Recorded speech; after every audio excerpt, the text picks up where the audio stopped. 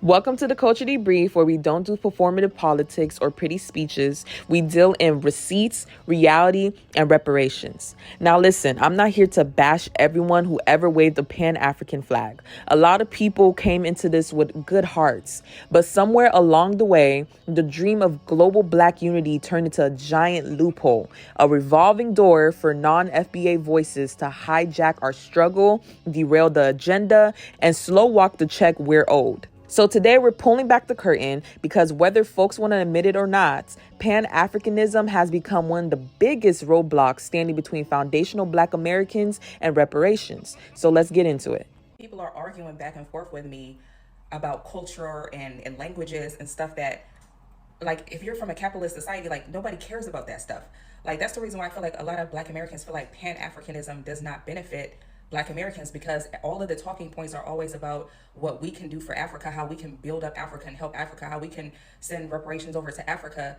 And it's like, well, what do we get out of that? In exchange for that, you're offering us a connection to our roots, a connection to our heritage, our lineage, nothing that can help us, nothing that can help build us up as a people that can actually benefit us, our descendants. Like, I'm sorry, but money in exchange for culture, it's not equal. Like, I'm sorry, you don't have to come with something a lot better than that. If we're actually going to work together in a Pan-Africanist type of way, you got to offer more than languages and culture, because there's just not enough value there. Pan-Africanism started as a call for global Black solidarity, but what it turned into a vague feel-good slogan with no boundaries, no accountability, and zero focus on the unique debt owed to Black Americans, who, was descendants of American slavery. It became a passport for anyone with melanin to show up and shout Black power and start playing spokesperson, even when they have no connection to the lineage, no shared history, and no skin in the reparations game. Reparations isn't a Pan-African issue. It's a foundational Black American issue. But try telling that to folks like Dr. Umar Johnson, our favorite Pan-African uncle who's been raising funds since Obama's first term and still hasn't finished the school. So far, we raised $250,000. I'm gracious, but I'm not content, because I know y'all got a lot more to give me than some $250,000. When Darren Wilson killed Michael Brown, white folks gave him $300,000 in 3 weeks for his defense. And Dr. Umar Johnson is trying to build a state-of-the-art school for Black boys that y'all all know I need. And after 6 months, I only got $250,000. Trifling ass Black people. I'm gonna call it like I say it. And I don't care if you get offended. We can handle that outside. I'm getting sick and tired of getting texts on my cell phone for Black folk talking about, I've donated, like they done. You gave me $25 damn and you think you free now. We gotta raise $2 million. Your ass ain't done. I better get some more and some more and some more and some more until we hit the goal, brothers and sisters. That's the way we're going to have to do this. Look, we don't dwell on Umar. He's more of a footnote at this point, but he's symbolic of this distraction. All passion, no plan. Loud about unapologetically African, quiet when it's time to name who the debt is owed to. Pan-Africanism is dead and Umar killed it. Dr. Umar, stop begging for money. I am so sick of this. Listen, I am nowhere near as famous as Umar, but I've done so much damn activism without asking you for a damn dime. Let me show you what I do for a living. You see them? Those are called goats. That's just one animal. As you can see, I got pigs all over the place and piglets. And you see Umar and Pan-Africanists, that's called a job, or as our Afro-Latino brothers would call it, a yob. Okay? I have a yob. I ain't gotta see him pull off scams. I'm so sick of tethers and people who are Pan-Africanists with all these goddamn scams. I'm a hard-working farmer, a hard-working FBA farmer. We have nothing in goddamn common. Pan-Africanism is damn dead, and Umar put it on life support. Oh, and just in case you thought Pan-Africanism was still holding hands and singing freedom songs across the continent, South Africans, Ghanaians, and Nigerians are currently beefing like it's a World Cup grudge match. Yep, trade disputes, cultural shade, and social media spats have turned African unity into a group chat full of left on red messages. So when people like Dr. Umar tries preaching Pan-Africanism like it's the cure for everything from colonial trauma to snow bunny addiction, just remember the actual continent can't even agree on who invented jollof rice. So this isn't the kind of unity we should be looking for. It's mostly a family reunion with no catering and 3 uncles fighting over the aux cord. So let's pivot to the bigger issue, because the bigger issue is how Pan-Africanism gave cover to Democrats and political figures to smile at black voters, got the vote, and then ran off on the plug. So we're going to start with the biggest heartbreak of all, Barack Obama. Black folks didn't just vote for Obama. We believed in him. We prayed for him. We cried when he won. We thought this was it. Finally, someone who fight for us from the inside, a black man with the highest seat in the land. But here's the reality check. Obama has a Kenyan father, white mother, and was raised in Hawaii and Indonesia. The only tie to black American lineage was through Michelle, and even that got watered down in his policies. Obama didn't grow up in the same economic and cultural struggle as most FBAs, but he benefited from our cultural capital. I was born in Kenya. And just to be clear, I know where my birth certificate is, but a lot of people don't. I'm proud to be the first U.S. president to visit Kenya. And obviously this is personal for me.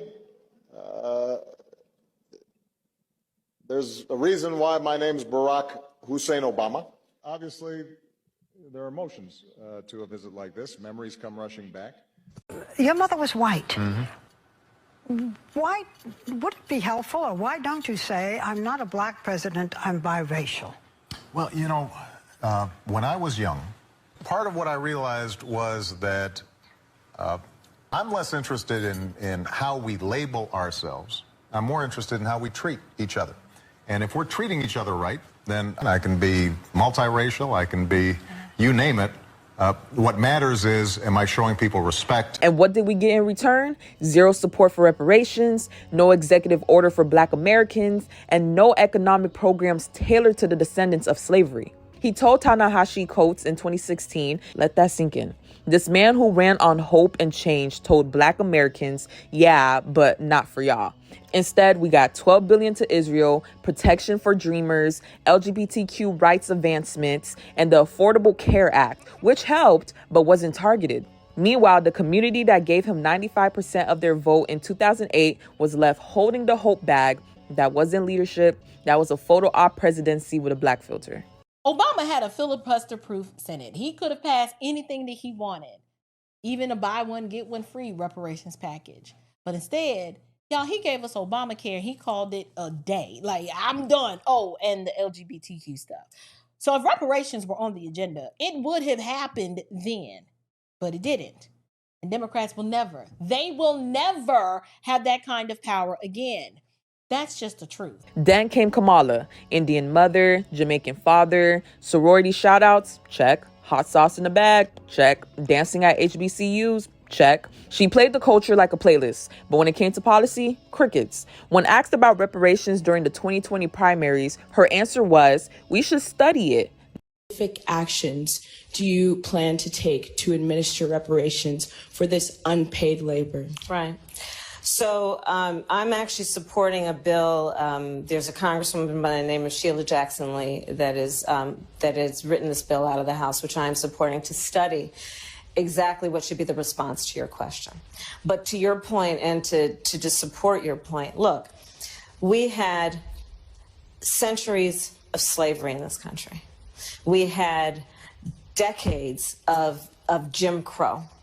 We had legalized discrimination and segregation. And then we had de facto discrimination and segregation. And to believe or suggest that those years of treatment and abuse and violence and crimes did not have an impact is to overlook the facts of history. Not support, not advocate, study. That's really code for, we're not doing it, but we want to look like we care. But black Americans showed up for her anyways, especially, black women. In 2020, over 90% of black women voted for the Biden-Harris ticket. And what did we get? Symbolic first, no targeted economic relief, and just like Obama, no real support for reparations. My agenda, well, first of all, on the point of reparations, it has to be studied. There's no question about that. You see, this is where you lose me. The issue of reparations has to be studied. Well, how much damn studying do you need to do? She said this when she was a senator. She is right that her consistency is there. It is an issue that needs to be studied. How much studying? So now we have Wes Moore, who is supposed to be the new face of black political power. Born in Maryland, raised in the Bronx, veteran, Rhodes Scholar, looked the part, talked the talk. He ran as the first black governor of Maryland and made history. Black folks showed up heavy in Baltimore, Prince George's County, and across the state. The expectation that he delivered. Instead, he vetoed a bill to study reparations in Maryland. Not implement it, just study it. Sounds familiar? This man ran on quotes from Frederick Douglass, but the moment it was time to move policy for the descendants of Douglass, he folded. Like, I'm gonna give you an example. It's like hiring a wedding planner who cancels the wedding because it's too complicated. Like, what are you talking about, bro? That's your job. So black Americans, we gotta talk about this. We gotta talk about Wes Moore vetoing a reparations bill for the descendants of American slaves. This guy is from a Jamaican lineage, and we gotta have an honest discussion about some of this diaspora stuff, about the reasons why there is some animosity, and we have to be honest and not gaslight and not deflect, because it wasn't black Americans who did anything to this man. It was the 35% of black Americans who were in his state that voted him in. So it's not us that caused this. It is Wes Moore and many people from his persuasion, not everybody, but enough of them, whereas they caused this stuff. And so I'm hoping they can veto it so that we can finally get some economic justice in this country. And this guy vetoed a bill to stop a study, meaning that he didn't even want to freaking study. And that shows you some of the animosity that some people, not everybody, have when they are black immigrants or come from a black immigrant family towards descendants of American slaves, towards FBAs. And I'm going to show you some actual proof of this when it comes to this particular issue. And Wes Moore, he had the potential to run for freaking president. And he will not make it there now because they're saying he shouldn't even show up to South Carolina. The Democrats in South Carolina says because reparations is such a hot button issue and because so many black people live in South Carolina, it's one of those states where almost half the state is black. Yeah, listen, it is not good right now. He comes from an immigrant background, coming around us with this little wolf in sheep's clothing nonsense, pretending to be FBA, pretending to have any kind of link to us. All three, Obama, Kamala, West, leaned on the aesthetic of blackness, but dodged the responsibility of lineage-based justice. And the whole reason that they can do that, Pan-Africanism made it easy. When you promote the idea that all black people are the same globally, you erase the specific debt owed to black Americans. It lets politicians avoid direct reparations by saying we need programs for all people of color, dilute the debt by including everyone with melanin, perform diversity while avoiding accountability. Meanwhile, H.R. 40, the bill to study reparations, has been in Congress since 1989. And in 2021, it passed committee. It still hasn't reached a full vote. Pelosi dodged it. Biden shrugged. Senate Democrats blame Manchin and Sinema. Every time we get close, it's like they hand the baton to a ghost runner. Paying reparations for slavery now is ridiculous. Everyone who was enslaved is dead. Can't argue with you there. Nice. But hey, on a totally unrelated note, could I see your wallet? Didn't we do this already? Not with 3-minute videos. Okay. Thank you. Did you just steal my wallet? Mm-hmm. Why? I wanted money but didn't feel like working for it. Give it back. Could you hang on just a second? I'm trying to do some online banking here. What online banking? Just transferring the wealth you generated through labor to my kids' investment accounts. What about my kids? Sucks for them. Do they have bootstraps? That's my money. It shouldn't go to your kids. It should go to mine. And done. Well, good luck getting it back. I can feel it's time for me to depart this vale of tears. Wow, my portfolio's looking really great. My 2 favorite words in the English language, compound interest. Sorry, did I offend you? Could you stop rubbing it in my face, please? Wow, someone's jealous. Not jealous, I'm pissed. Why? Because I'm better at managing my money than you? You're not better. You're living off money your dad stole from mine. Wasn't stealing. He got away with it. That doesn't mean it's not stolen. Well, I didn't steal your dad's money. No, but you're spending it. Excuse me. My father worked hard to appropriate the value your father generated through his labor. Why shouldn't I enjoy our good fortune? Because it's not your fortune, it's rightfully mine. So you want a handout. My inheritance isn't a handout. You didn't work for it. Neither did you. Well, you can't punish the child for the sins of the father. Who said anything about punishment? I'm just asking you to do the right thing here. Look, even if I wanted to pay you back, I couldn't. The money's probably gone. Check your bank statements. Even if I could do that, it would be too hard to figure out how much I owe you. I'm game to try. Let's just say we're equal starting right after my dad stole all your dad's money. Let's say we were always equal and you just pay me back. I prefer my arbitrary start date because it benefits you. Well, at least you get to keep the money you earn and you get to keep the money my dad earned. Point is, you and I are equal. No, we're not. Oh, you think you're better than me? No. Fail to understand your hostility because of the inequity. Could we ban that word? But here's a twist in the story. We ain't dumb anymore. The days of giving our vote away just because someone looks like us are done. Thanks to the FBA movement, we've seen the blueprint, we know the tricks, and we've upgraded our political software. We're watching who's lineage specific, we're calling out distractions, we're demanding policies, not poetry. Black Americans are finally vetting, not just voting. We're asking real questions like, do you support cash reparations? Where are your folks from? What am I getting for my vote? Where's the check?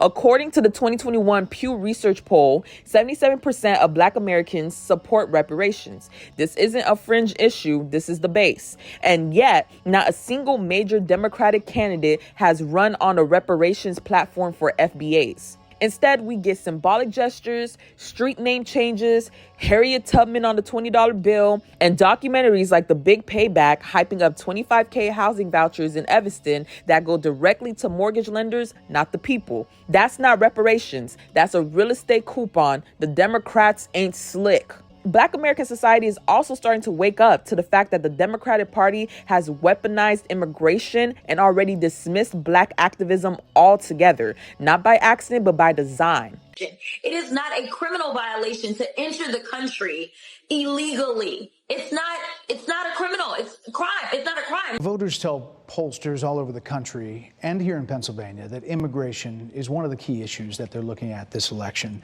and specifically the influx of illegal immigrants from more than 150 countries. How many illegal immigrants would you estimate your administration has released into the country over the last 3.5 years? Well, I'm glad you raised the issue of immigration because I agree with you. It is a topic of discussion that people want to rightly have. And you know what I'm going to talk about. Yeah, but right do you, now, just a number, do you think it's 1 million, 3 million? Brett, let's just get to the point, okay? The point is that we have a broken immigration system that needs to be repaired. So your Homeland Security Secretary said that 85% of apprehensions. I'm not finished. We have it's a rough estimate of 6 million people have been released into the country. And let me just finish. I'll get to the question, I promise you. I was beginning to answer. Because this fight for reparations is not just about who's ignoring us. It's about how they're doing it. Not too long ago, Black folks were out here marching, voting for hope and change, organizing fish fries and Megan Thee Stallion concerts, just begging, while Democrats were out here playing political chess with our very existence. One of their go-to strategies, flood the area with illegals. Over 12 million illegals invaded the U.S. during Biden's time in Oval Office. And let me keep it 1,000. This is not about illegal immigrants. They're just a pawn in the game. It's about a strategy. Democrats have been flooding Black American neighborhoods with immigrants. Definitely not out of any solidarity, but to play the numbers game. The goal was to erode the need for the Black vote altogether. When new immigrant residents become the dominant voting bloc, politicians can say, well, we need policies that work for our voting base. Meanwhile, we've been their largest voting base for the last 60 years, and we still don't have much to show for it. And adding insult to injury, illegal immigrants don't even have to vote, but they can get access to so many resources that we can't seem to ever get. The Democrats has clearly been going out their way to make all these power moves because they need to flatten black specific demands, specifically reparations. What's wild is that they're doing this knowing full well that Hispanic voters historically lean Republican, and many already have. So the strategy isn't just callous, it's risk-based. They're basically betting that if they dilute the power of the black vote, they can still win, even as Hispanics drift away to Republicans. So if you never knew how much they hate doing right by us, that should tell you right there. Because nationwide in 2024, Trump earned 48% of the Latino vote, a huge jump from 36% in 2020 and 28% in 2016. That narrowed the GOP gap to just 3 points. Among naturalized Hispanic citizens, Trump took 51%, up from 39% in 2020. In Texas, Trump won 55% of Latino votes, a 13-point gain from 2020 and the highest Republican share ever in modern exit polling. In Florida, particularly Miami-Dade, Cubans, and colonial Hispanics flipped heavily towards Trump, while Haitian and African Americans stayed Democrat, showing the split between the Hispanic bloc. The bottom line of this is flooding immigrant populations into black districts didn't guarantee loyalty to Democrats. Instead, it reshaped the coalition into something more replaceable. See how that works? They flatten our pain, blur the lines, hide us in the crowds. One day we're the base, the next day we're minority group number 3 in our own communities. That's not progress. That's literally a disappearing act. The Democratic Party is done. And you guys are really scrambling and looking very desperate right now. See, you are done because you weaponized identity politics. The country does not care about who's the first black this, who's the first woman of this, who's the first Latina, who's the first LGBT. We do not care. We care about what you're going to do for the American people. And you have failed at that.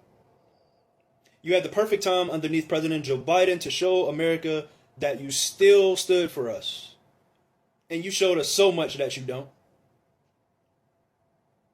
The only thing that you accomplished was continuing to go after Donald Trump for 4 years, and you failed at that. You also brought in millions of illegal people into this country and treated them better than your own. You bust these people into sanctuary cities and states and took care of them. In a time where Americans were losing jobs, housing prices, apartment prices almost have doubled under Joe Biden. Food prices up. Gas prices was up. A lot of Americans were struggling. And you were taking care of people that wasn't even citizens of the United States. So let's keep it plain. Pan-Africanism sounded good, but some dusty scammers done hijacked it. Democrats took our loyalty and gave us leftovers, and Black America wide awake now. We're done mistaking skin color for solidarity. We're done with first black dis and historic that. We want our check, not for being black, but for being the descendants of the people who built this country for free. The people whose bodies were currencies, whose labor was stolen, whose families were broken, whose trauma is generational. Lineage matters. Reparations are due. No more distractions. So this has been the Culture Debrief. If you made it this far, smash that like button like it's HR 40 hitting Congress again. Subscribe so we can keep naming names and claiming what's ours. And drop a comment, lineage over symbolism. Because this isn't a trend, this is a reckoning. And they can't silence a bloodline, they can only pay it. And I talk about black news all the time, so just stick around and support.